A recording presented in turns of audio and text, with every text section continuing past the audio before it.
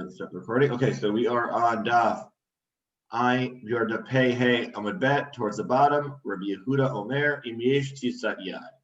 So this is mentioned in the Mishnah that if somebody has ability to use part of your property, then let's say there's multiple people living on a living around a courtyard. One person has access rights to everybody else's house. That's called Tisat Yad. So assuming that that's the case, then you don't even need to set up an Eruv. You're done. So this normally would come up by apartment buildings and the like nowadays, because normally, the owner of the complex has a certain degree of usage rights for every person's house, which can make things much easier in terms of if you want to set up an Eruv in a building, because you might not even need to, depending on if the guy's Jewish or not Jewish, and yeah.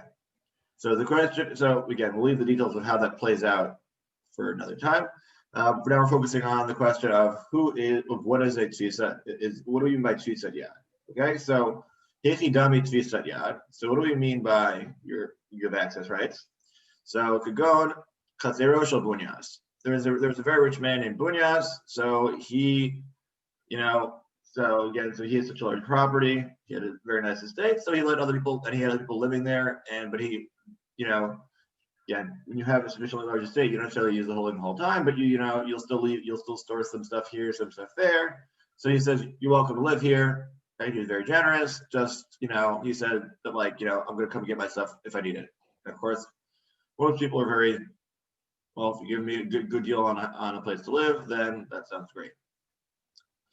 So, right, so to note is that since we're going to point out an individual, this wasn't really such a common occurrence back in the day of somebody having the ability to access the rest of houses. Normally people would own their homes. Unlike nowadays, back then it's more typical to actually properly own your house. So, Ben Bunyas Atal Kamei Nerebi Amar Lahu Penu Makom Leben Me'amana. So one time when the son of Bunyas came before Yehuda Nasi, so Yehuda Nasi told his attendants to make sure to get a place that's worth 100 mana, which is quite a large sum of money. That's right. So that's how deserving it is. So and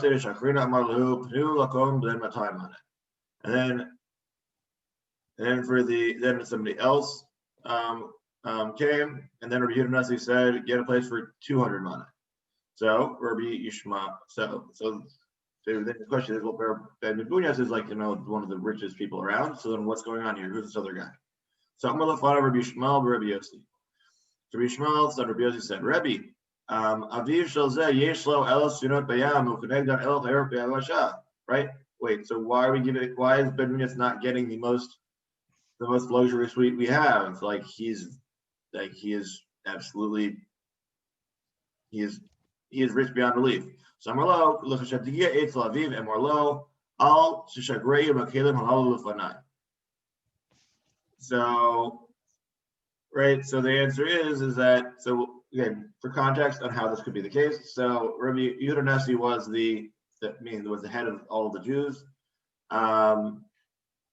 At the time, he was also very good friend. He was also good friends with the Roman emperor.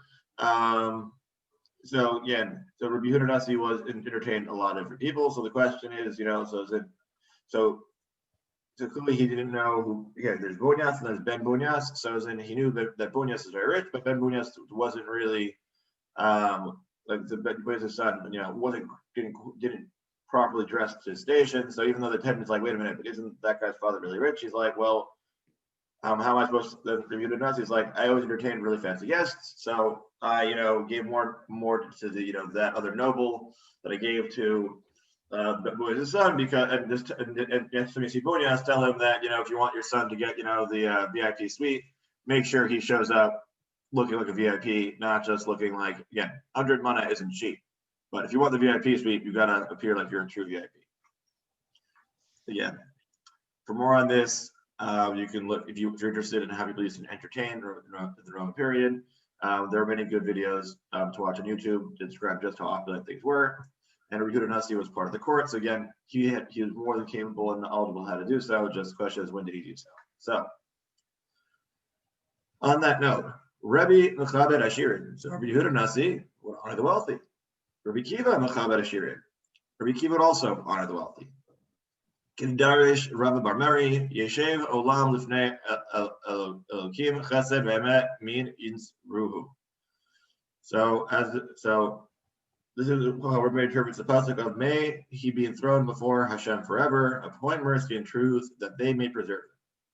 So what does that mean? So Ematai Yeshev Olam Lifnei Elokim. When were the whole world stood before Hashem? Bisman Shechesed Ve'emet Min Ins Ruhu. So this will be when Hashem appoints a man of mercy and truth, and then they can preserve Hashem. So this means that if you are showing respect to others, then it means that the world will end up being good, which is why you should respect those who are deserving of respect. In this case, the wealth. So if you're ever wondering why it's considered to be, proper and right to honor somebody who is, donating or sponsoring an event, that is exactly the case. On that note, we have one second. We do have a sponsor for today's Daf Yomi. So let me just pull that up 1 second. So today's Daf Yomi sponsor is Elka and Andy Gelberger. On the earth side of Elka's father, Mr. David Beck, Shmuel David Ben Yoshua Heschel HaKohen, and the Shama Havan Aliyah. Okay. So always worthy of mentioning and honoring those who you do so. Okay. Now we're getting back to our discussion of what it means to have tfisat yad, like having usage right in somebody else's house. So Rabba Bar Chana Amar Kigon Yated Shel Macharesha. So Rabba Bar Chana says that what you have is you left your the pin of your plow in the person who's living in your property's space. Amar Nachman Tanat Ve Shmuel Davar Hanital B'Shabbat Oser. So the answer is it depends on whether or not this item is able to be accessed on Shabbos. So this is an item that couldn't be used on Shabbos. If this is an item that you could take on Shabbos, then the person it will be a problem if you didn't join the Eruv, but because that's not considered to be regular usage. But if the object being stored is something that's muksa, then it would not be a problem. Like the person's not being part of it, so that would be why that's why they choose the pin of a plow, because that's something you wouldn't have any use for on Shabbos, and it is muksa. So Tanya Nami Hachi Yesh Lo Tevel Yesh Lo Ashishit Kol Davarash Iner Tel Shabbat Eno Oser. So similarly, Tfisat Yad works for anything that can't be moved on Shabbat, such as Tevel means produce that has yet to be taken to Truma Masra.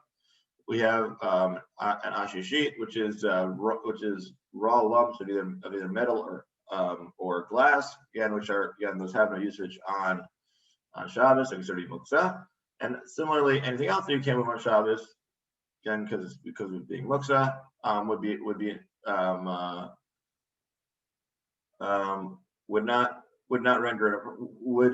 be considered valid to Yad, and therefore, if this person forgot to join the Eruv, we wouldn't be worried because they're considered to still be part of the owner of the whole estate. Okay. Clear? Tfisat Yad. Okay, so the modern application of Tfisat Yad is that it would be let's say if the owner of an apartment complex, owns some of the furnishings, right, which can't, let's say this is the oven or the refrigerator are common ones to be that would be owned like that. So since those can't be removed and they are owned by a single individual, so the fact that would mean that you could just go into a partnership for the Eruv purposes. You would only need the permission of the owner of the whole complex. You would not need of every individual subtenant. Okay. So now we're at the Mishnah. So Haminiach Beito B'halach Lishbot B'Yir Acheret Echad Nafri V'Echad Yisrael Harei Ze Oser Yigrei Meir. Rabbi Yehuda Omer Eno Oser. So if somebody went away for Shabbos to another city, whether they be Jewish or non-Jewish, then that's still considered to be a problem in terms of the Eruv, right? If they had to begin part of it. Rabbi Yehuda Omer Eno Oser. Rabbi Yehuda says nope, it doesn't forbid because if they're not here, then they're not relevant for our Eruv. So Rabbi Yossi Omer Nochri Oser Yisrael Eno Oser She'ein Derech Yisrael Lavo B'Shabbat. So Rabbi Yossi says, why is so that for non-Jew it's a problem, right? If he's not, even if he's not there for Shabbos, you have to have rented out the space from him beforehand. But for a Jew, you don't have to if he's not there for Shabbos, so you don't need to worry about him being part of the Eruv, because generally Jews wouldn't end up coming from outside of the they don't. If a Jew is somewhere for Shabbos, he's there for Shabbos. He's not normally going back home in the middle, right? If you went, to stay by some for Shabbos, back when that was still allowed, right? You'd be able to, you'd stay there the whole Shabbos and you'd come back afterwards. So therefore, you wouldn't be worried. But for a non-Jew, he's happy to get on his horse and come back even on Shabbos, right? Because unlike the Frisco kid, right? The Frisco kids, Jews don't ride on Shabbos, but that of course means that the non-Jews definitely are going to ride on Shabbos. So Rabbi Shimon Omer Afilu Hiniach Beitov Halach Lishbot Etzel Bitobo Tahir Eno Oser Shekvar Hisia Milibo. Rabbi Shimon says that even if you left your house and went to your daughter's house, in the same city, that's sufficient because you have no intention once you go visit once you're visiting your daughter and your grandkids. You're not planning on coming back. You're there for Shabbos the end. Okay, because you had that in mind already. So Amar Rav, halacha Rabbi Shimon. So the Gemara says, right? Rav says halacha Rabbi Shimon, b'dav gabita al b'nolo, and then Rav continues that this is specifically for visiting your daughter, but not for visiting your son. The Amri Inshe Navach Bach Kalvaul Navach Bach Guretapuk. As people say, if a dog barks at you, enter. If a female dog barks at you, leave. So basically, I'm not going to, again, translate that in a literal sense. Basically, daughters-in-law and their in-laws don't necessarily always get along the best. So there's always a chance the guy's going to get kicked out, and like he'll upset his daughter-in-law, and she'll say, "Leave my house right now." So because they're worried about that, therefore that's a problem. But of course, if it's your daughter, then of course she'll be able to. Her husband could possibly get upset at you, so it'll be fine. I'll leave that where it is for all those who have dealt with daughter-in-laws, son-in-laws, or mother-in-laws, etc. Whether it's true or not, it's dependent on every situation. Again, these are generalizations. I'm sure everybody's both in-laws, daughters-in-laws, son-in-laws are all wonderful people. So I'm sure this will never happen to anybody. Okay. So next Mishnah. Okay, so for this one we're back to the pictures. So Bor Shaben Shtei Chatzirot. So we have our pit cistern between the two, or pit or called cistern between the two yards. Chatzio bezo v'chatzio bezu. Right, it's half on each side. Okay. Oh, sorry. I skipped ahead. Okay, so Bor Shaben Shtei Chatzirot. Im malim imenu b'Shabbat. Ela im kain asulo machlitza gavoa sar tvachim ben nomata ben mitoch ogno. So if you have a cistern between, again, this is the picture. So we have the cistern between the two. You're not allowed to draw water from it unless you made a wall that is at least 10 tvachim. It could be above ground or it could be into the inside of the water. Either way, it should be fine. So here, so again, so you see the pictures, either be running above and being 10 tvachim tall, or it could be, going down here like this into the pit, into the cistern. So there's my half and your half of the pit. Okay. I think okay. Okay. So Rabbi Shimon Gamliel Omer Beishamai Omrim Milmata Ubehil Omrim Milmala. So Rishon Gamliel says that when you're placing the wall within the cistern, where you're supposed to place it. So Shammai says it has to go from the bottom of the cistern, whereas Behil says it goes from the top of the cistern as well. Amar Yehuda lo tehei mechitza gdola min hakotel shebeineihem. So, and Rabbi Yehuda says it doesn't matter the size of the, where the wall is, above or below.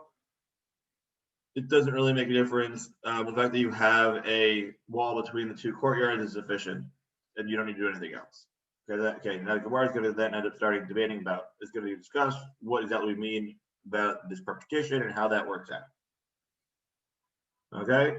So the Amar Rav Huna, Lamata mamish, Lamala mamish, V'zeh bor. So Rav Huna said when we say between Beit Shammai and Beit Hillel, when we say it's below, we mean it's all the way on the bottom of it, and when we say above, we mean it's at the very, very top of the cistern. Rav Yehuda Amar, Rav Yehuda says, Lamata min hamayim, lamala min hamayim. Rav Yehuda says it's all relative to the water level. It's not talking about the pit itself, it's talking about the water level. So here we go. Here we go. Now we got here are our diagrams, right? Okay, so again, when we say lamata, right, lamala and lamata, okay, so again, when we say lamata mamish, that means that's gimel. When we say lamala mamish, that's bet. And Rabbi Yehuda says lamata min hamayim. Right. Okay. I'm seemingly arguing with the diagrams here, but okay. Okay. So basically,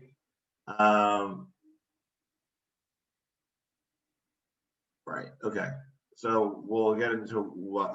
Okay. So the Gemara will continue discussing. For now, that's what each of them means. One of them is referring to, again, the first opinion of Rav Huna is in terms of the height of the cistern, whereas that's Rav Huna, and Rav Yehuda is in terms of relative to the water level. So Amar le Rabba bar Rav Chanan laBaye.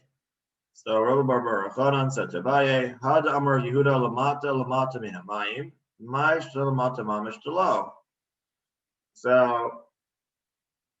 So Rabba bar Chanan asked Abaye, wait, so when we say if it's not all the way down at the bottom of the water, who cares whether or not it's below the water level versus all the way at the bottom? So the answer is Darive Maya, because the question is whether or not there'll be some water flowing between each side of the other side, and if water flowing, then that means that you've got something that belongs to the other person. So Mat min hamayim nami ha Rav Maya. So the answer is that no matter what kind of wall you're putting in, some water is going to get across. So we're not asking for a perfect hermetically sealed partition. So what's going on here?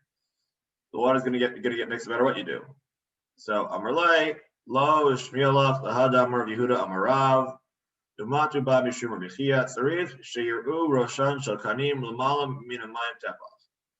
Right, and Beit said to him, so the reason why your question is a little bit silly is because we know about the case of we have, instead of putting a full wall, we have a case using the top of the reeds must be a handbreadth above. So that would mean that there is a full partition between the two of them. But on the other hand, that's also not necessarily preventing water from going between point A and point B.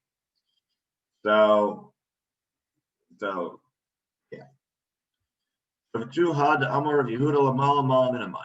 so again, so the reason is because you want to make sure that it was considered to be a full one, and even though the water will probably still get across. So the answer is the point is that you can tell that there is a partition there fully between the two, not necessarily because of the water mixing. Okay, so now we're going to analyze the opinion of when we say why do you put it above the water level, right? So the two had Amar of Yehuda lamalu min hamayim. What's the difference between, putting the water, the case of where it's all the way on top versus just on top of the water? So Eruvin Maya, right? What the question is how the water mixes together.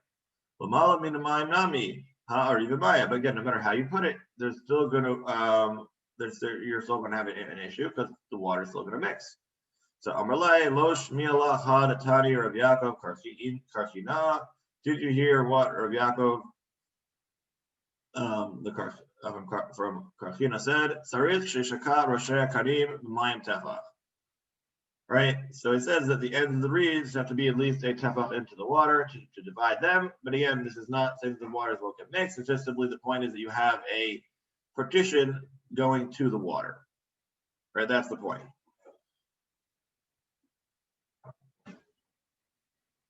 So Elaha, the Amar of Yehuda, Korah, Arba, Matera. So now we're trying to figure out how this actually works. Because, like, why is that? Again, we're definitely not dividing the water properly because we're not requiring it to be fully sealed. So what's going on? So Elaha, the Amar of Yehuda, Korah, Arba, Matera, Bechorba. So Rabbi Yehuda stated that if you have a beam of 4, that allows you to carry within a abandoned structure. Okay, so that's everything at the bottom here. So if you have a board that's 4 tefachim wide over a gap in the wall of its structure, that allows you to carry on the other side of within the abandoned building. Okay.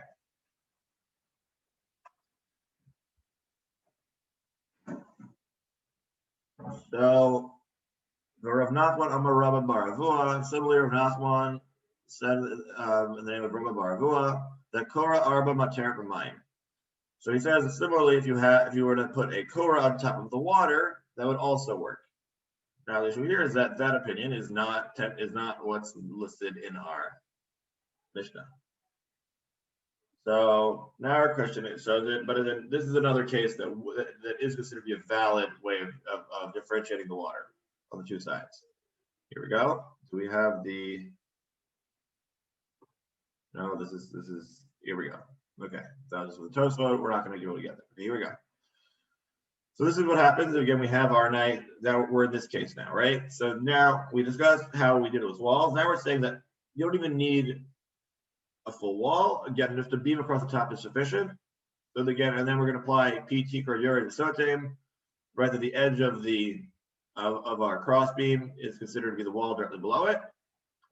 So, and therefore, then that works as the walls divide the water in half. So both before we're like, oh, it's automatically sealed. Here it's like, this is an entirely halachic wall that you don't actually see any real physical anything to. So what on earth do you mean that you're dividing the two halves here? Okay, that's the question. So, and what's the problem? If you were to lower in your bucket to draw some water, it's going to go to the other side. Like there's no way you're going to be able to keep it on your side, right? So what's going on here? So what if your bucket slides over a little bit to the other side, and now you're drawing from his water?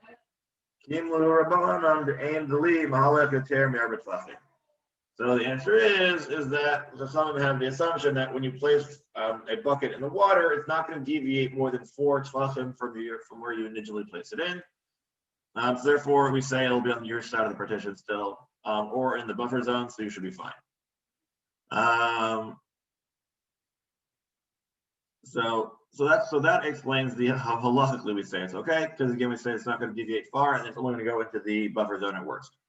So tachara korah mihaha arivim maya, but we still have the issue of the water's mixing. So who knows if this water is my water or is his water? So again, this isn't I understand that I'm in the right zone, but if my water is his water, then that means that I'm doing something wrong. So ela mishum the kalhu shekilu chachamim b'mayim. Right, there's certain kulas that we have for usage of water on Shabbos, and this is one of them. That we allow the wall to be less than. We allow for halachic wall, even though it's not preventing the water from going wherever it wants to. Kedaba mine Rabbi Tavla mirab, as Rabbi Tavla asked Rav, mechitza tluya. Mahu shatati b'chorba. So yeah, so this is a case similar. We quoted this previously several times. The case of a hanging wall. Right, that means a wall that doesn't fully reach the ground. So the question is, are you allowed to use that? So we're talking about the case using that in the case of a churba, of a destroyed building. So Amarlai aim mechitza tluya materet el b'mayim kal shekilu chachamim b'mayim. Right, because we have a special kula by water that works, but in general that would not work. So, right. So the question here: do we have a picture of that case? No, we don't. Here, we're going to be getting to this in a little bit. Okay, fine. I was here. So the case we had of the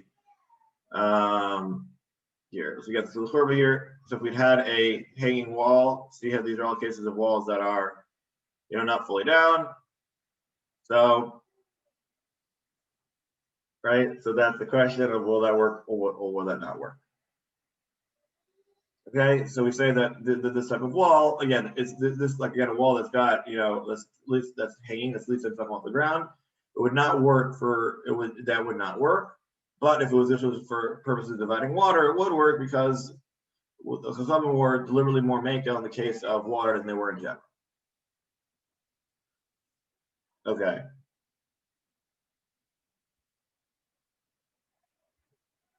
All right. Okay, so Rabbi Yehuda lo tehei mechitza.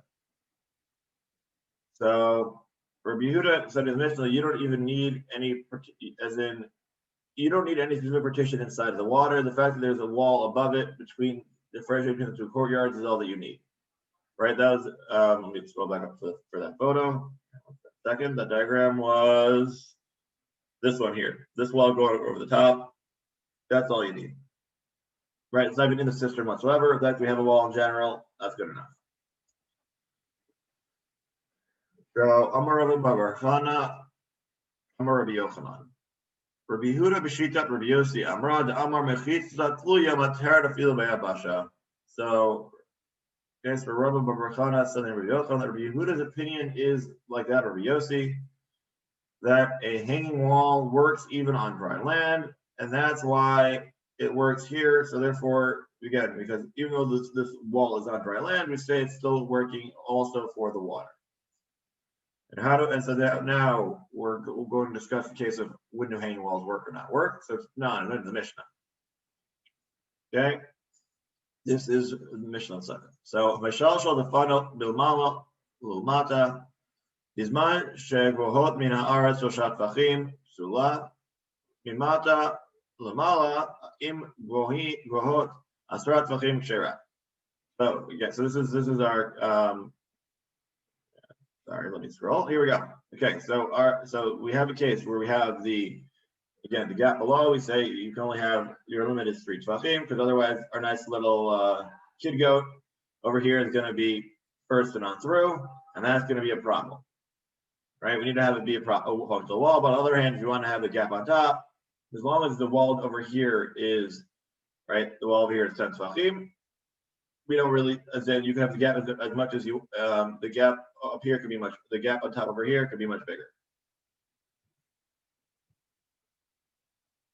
Okay, so how that works. Then you can say because an easy way to understand it is one of them is you have a very nice set of windows versus another case, you simply have a hole in the bottom of your wall, which is letting everything go through. So, yeah, people just tend not to build with, giant holes in the floor for animals to run past their feet. So, doggy door is notwithstanding, but again, that's because the doggy has its own door. So, Rabbi Yossi, Omer, Kishem, Shamilmal Lamata Asara, Kach, Milmal Lamata Asara. So, Rabbi Yossi, on the other hand, says that is not worried about the concept of Gedim Bokiban. He says as long as the hanging wall is 10 tvachim, that works too. So, the lowi is this, but that's not really the case. Lo Rabbi Yehuda Savarlak, Rabbi Yossi, Lo Rabbi Yossi Savarlak, Rabbi Yehuda. No, Rabbi Yossi and Rabbi Yehuda don't actually agree with each other in terms of the usage of this wall to divide the courtyards, or in terms of the case of the hanging wall. Or they don't agree with either of those. Rabbi Yehuda lo savar la Rabbi Yossi. How do Rabbi Yehuda doesn't agree with Rabbi Yossi's opinion that there's no concept of, because Rabbi Yossi said the hanging wall, we don't care that you can have, we've got our animals running underneath it. Like it's as long as it's 10 tefachim, it's a wall. So Rabbi Yehuda said, Ad kan lo kam Rabbi Yehuda ela be'eruvin chatzerot rabbanan. Let's look at the right to low. Rabbi Yehuda's usage of this concept is only for Eruvin, because Eruvin is Rabbanan, but Sukkos is midoraita. So, all right, so when you make your sukkah, that's not allowed. Below Rabbi Yossi, Savarla Rabbi Yehuda, Ad Kama Rabbi Yossi, Ela Besukkah Isra Asehu, Valshavat Isra Skila Lo Amar. So, and also you wouldn't necessarily say that Rabbi Yossi holds the other way around because the stakes are different. The stakes of violation of sukkah is you're being over on an Isra Aseh, which is again not good, but you're not going to die from it. So, so basically, the BAYT can't punish you. But on the other hand, if you were to violate it Shabbos, they can stone you. So it's a little bit more serious, and therefore we're not going to let this type of wall slide for Shabbos. And now we're mentioning the case that happened in Tzipori.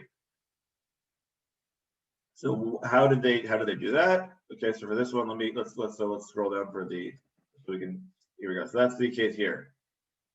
So what is this case? So this is Pamachat, right? This is the case that happened in Tzipori.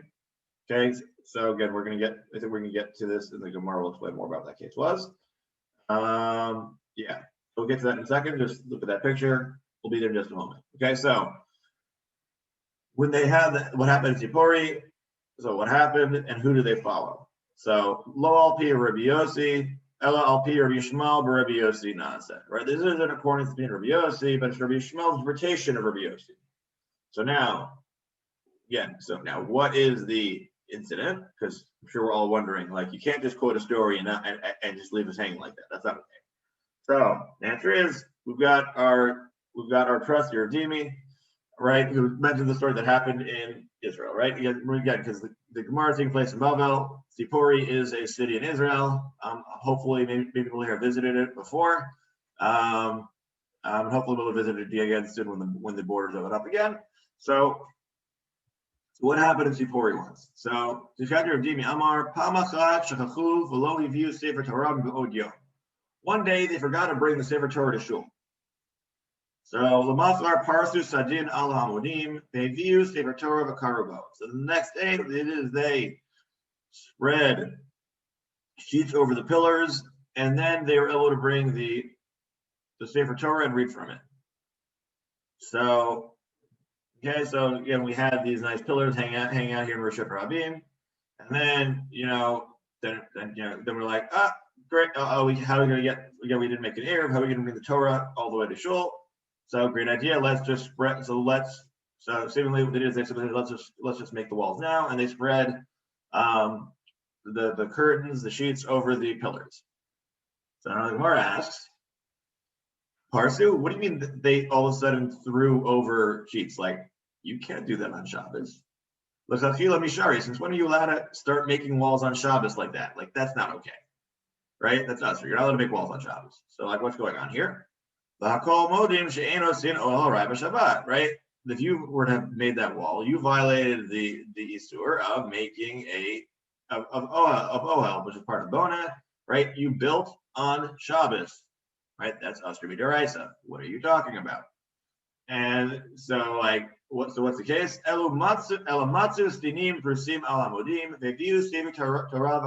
Rather, they were lucky. It happened to be that they had somebody already put up these sheets spread over the pillars, and then they were able to bring the Torah through. So let's say there was a parade that day, and therefore somebody else had hung banners, right? Let's say the non-Jews, and then they're like, "Oh, great! Oh, this is perfect. We have walls now, so now we can carry on through." But not that they themselves started doing so, because that would not have been allowed.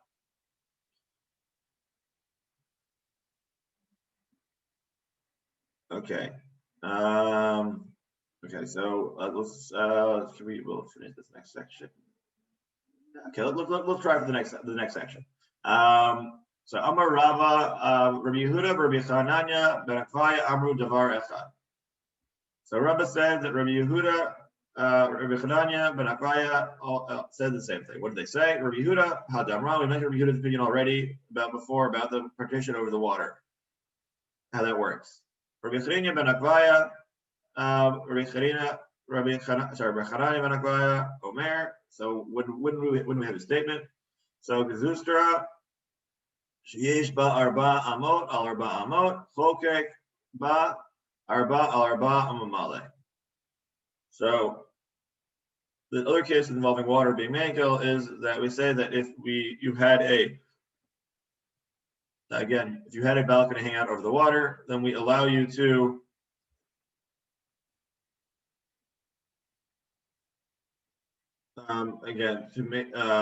make this to cut out here. So again, over here, again, this is the plot, our porch. So now we're let you cut out a hole in the middle of 4 tzvachim in order to grow water out of. Now we're asking, so what does that mean? So Amar le Abaye, Badilma lohi, ad kala karmer Yehuda hatam ela de amri good achis mechitzta, aval kov v'gud lo. No, so we say maybe not, because maybe we're talking about, again, till now we're mentioning a lot about the hanging walls. So the question we say, right, so when do we say that? That's only, right, so the question is, when do we apply the concept of good achis mechitzta, that we allow you to extend the wall down? So, right, so then that works when you have the wall there, but not kuf v'gud. That means bending the partition downwards, which is Rabbi Chaim ben Akvaya, right? So his thing is saying that we count the walls that are over here as if they're going down. Whereas the question is, can we count these walls as if they're, again, because we have a very large porch, so can we count these walls as if those walls were, instead of being horizontal, they were vertical? So the answer is, Rabbi Yehuda wouldn't necessarily agree to that. Okay, v'adkan. Okay. Okay. So I think we should stop here and start setting up, and we'll continue with the question of how good achis works or doesn't work in regards to this case and when they applied it. Okay. So again, so in terms of so I'll explain last part last, then we'll go back to the beginning. So here again, we're talking about the differences in height and of hanging walls as it relates to water. So we were talking about, again, so there's good achis mechitzta and good asik mechitzta. Right, so good achis is when we have the hole on the bottom. Good asik is the one on top. Okay, so good achis is the one that we're not a big fan of. That's one where there's the hole in the bottom and the animal going through. Where most opinions say you can't use it except for a BOC, but many other people allow you to use it in the case of water because of a kal shekil b'chachamim. So everybody allows you to use it for water, but not for anything else. Other than good asik, that's the diagram we have with the here. This would be good asik where we have the windows. Whereas good achis is when you have the hole in the bottom and the animal can go, has fun bouncing on through. Okay. So right, so that was our main discussion: is how does the hanging wall work, and where you're supposed to put it relative in various cases. Okay, so now let's go back to the beginning of today's daf to talk about the topics they were discussing. Again, so we started. We talked about Tfisat Yad and about having about having somebody who's owner of a large property or estate having the ability for usage rights, and how his usage rights can be used instead of the Eruv, because if he has access to all the places, then it's already considered to be his area. Then we went in to discuss, again, the case of the two courtyards and the shared area in between. The question is, how do you share the common water well? So we discussed, again, the case of the wall on top, if that works or not. Then we mentioned the various opinions in regards to the wall being in the water. It means inside the airspace of the cistern itself. Does it have to be at the top? Does it have to be at the bottom? again, and why, and what it's serving, is it a halachic wall, or is it a halachic wall that's also serving to divide the waters? And we basically concluded that no matter how you're doing it, it's a halachic wall. The question is the goal for it to serve as a true wall, or is the goal for it to actually block the water? And we basically concluded that according to all of them, you are definitely not blocking all of the water, because we don't require you to hermetically seal it. So since that's not required for this wall, clearly it's more of a purposes of saying my half versus your half. And we're not really worried about the water being mixed up. We're just worried about you accidentally going to the other person's side.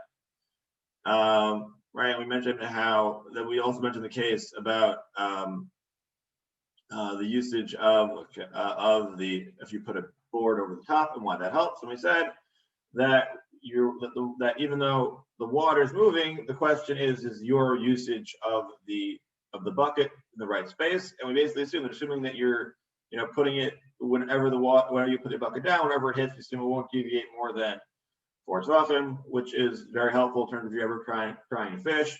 Using that approximation, you'll know just how far your line should be moving.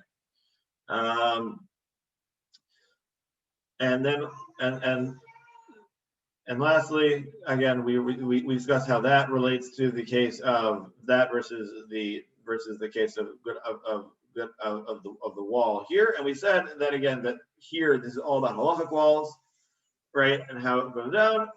And we said that by water we're more makel than we are in the general case, right? So doing walls like this in general wouldn't necessarily be good if we're trying to make halachic walls, but because of water we are more makel.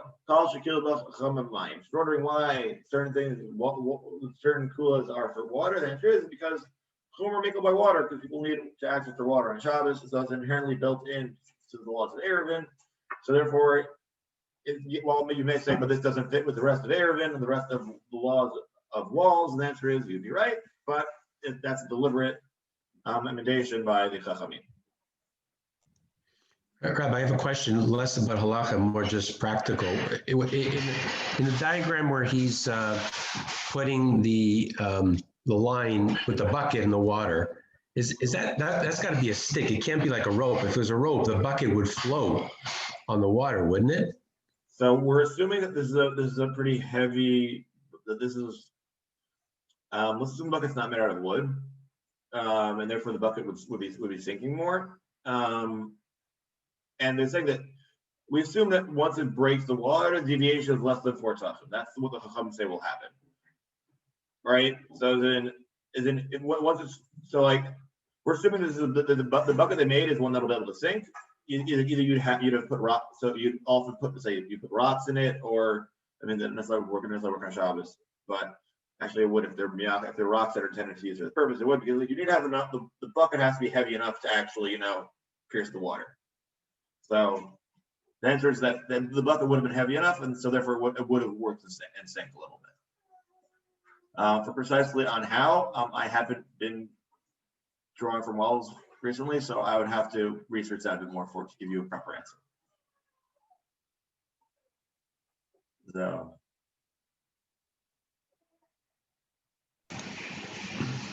Thank you. My pleasure. So everybody. Have a good day. Have a good day, everybody. See you tomorrow. Have a good day. Good day.